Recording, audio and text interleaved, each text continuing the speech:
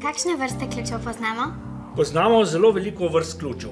Lahko začnemo s takimi navadnimi ključi, najbolj pogostmi, takole. Potem imamo manjše ključke za nabiralnike, za predalnike, za bilo kakšne omarice. Imamo boljše ključe, ki so potem luknjice noter, in specialne ključe, za katere rabimo tudi varnostno kartico. Zakaj so pa tile ključi boljši od teh?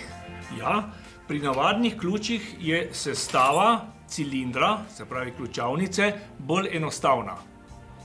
Pri boljših ključih imamo pa noter jedro, je pa več varnostnih elementov noter. In več varnostnih elementov je noter, boljša ključavnica je, bolj varna. Zakaj pa imate tukaj toliko ključev?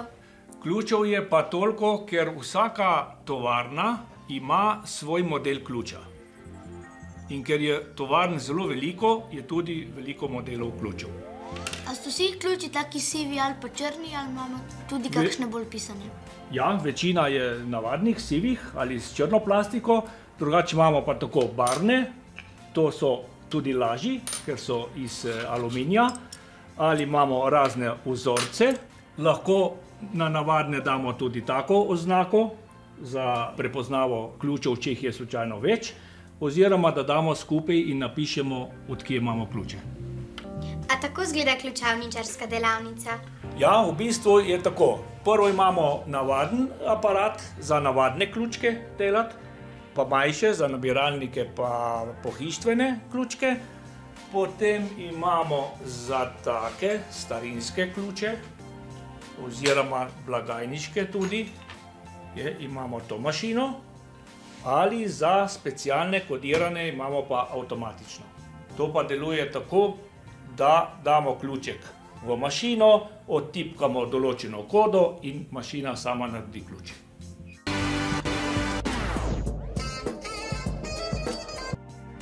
A nam lahko pomagate, zato ker da bi rada danes naredila tak ključ? Ja, naredimo navadnega ali barvnega?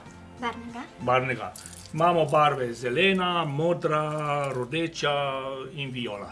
In zlata. Modra. Modra.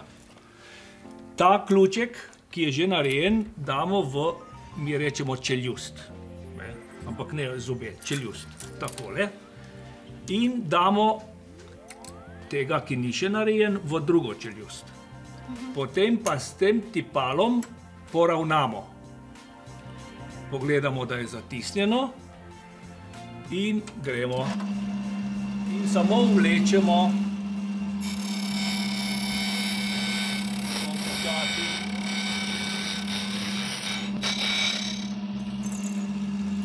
Takole.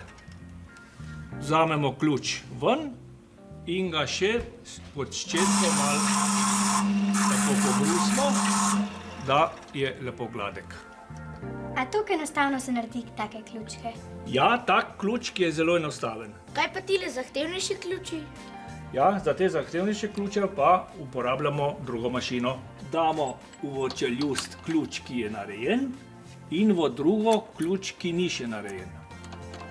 Vključimo mašino in gremo po luknjah.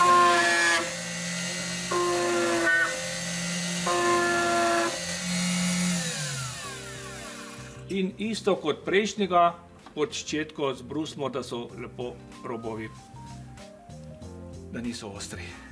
Kaj pa se zgodi, če sem izgubil vse ključe? Če imamo navadno ključavnico z navadno ključem, obstaja možnost, da se naredi po temu tudi brez ključa. Ali, kakor je pa boljša ključavnica, naprimer na take boljše ključe, potem pa to ni mogoče. V primeru, da je to nemogoče, je potrebno kupiti novo ključavnico. Kaj pa, če si ključe zaklenem v stanovanje ali pa v avto, kako pa pol noter pridemo? To pa pride potem mojster naš, ki zna to odpreti. Kako odpre, ve pa samo on. A pol vi vlomite v stanovanje ali pa v avto, če nimate ključa? V najslabšem primeru je treba vlomiti, samo v večina primerih se pa to naredi tako, da se ne poškoduje ostalih stvari. Zakaj pa nam ne smete povedati, kako pridete v stanovanje ali avto? Če bi vsem povedali, potem bi vsi lahko to odprli in bi prišel jaz v vaše stanovanje, vi v moje stanovanje in vse bi padlo v vodo.